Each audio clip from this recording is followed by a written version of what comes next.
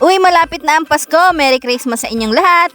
Nakaisip na ba kayo ng mga Christmas giveaways idea para sa mga bagets?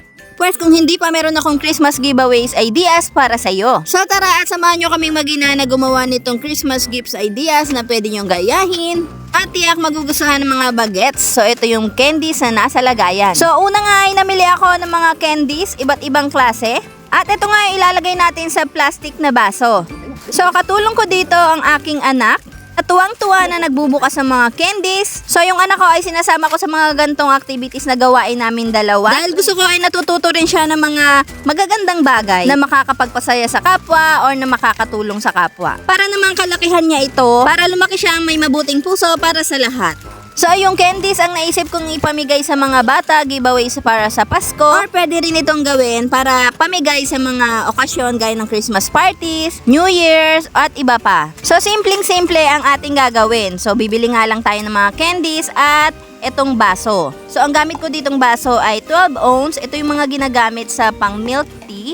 Marami naman iba't ibang klaseng baso, pwede yung may design. Pwede rin yung ganyan, transparent para nakikita yung loob. Tapos syempre gagamit din tayo dito ng lid or yung takip nitong baso. Ito yung tinatawag na DIY Christmas giveaways idea. So hinayaan ko yung anak ko na maglagay dito sa mga baso. Ayan, para matuto siya. So yung baso, mabibili nyo yan sa palengke. I think yung presyo niya ay nasa 80 to 100 pesos, yung 50 pieces. And yung lid niya parang nasa 50 yata.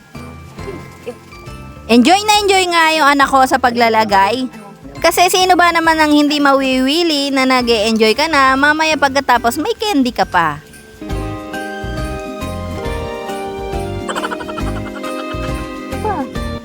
So ayun nga, tumulong na ako sa anak ko dahil hindi niya kaya itong mag-isa. Kaya naman, dalawa na kami na nag-e-enjoy ngayon.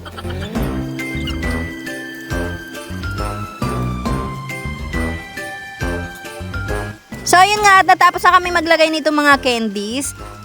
Ang bilang lang ng mga baso ay 15, kaya nalagyan namin lahat. Tapos ang dami pang sobra.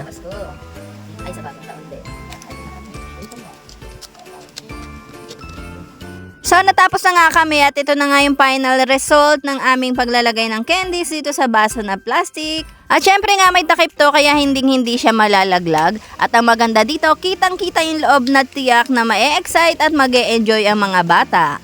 Dahil nga 15 lang yung aming nagawang baso, marami pang sobra kaya naman ito igagawin pa rin namin. So inilagay ko naman yung iba sa plastic ng yelo or yung ginagamit na pang soft drinks. Clear din siya para kita yung loob.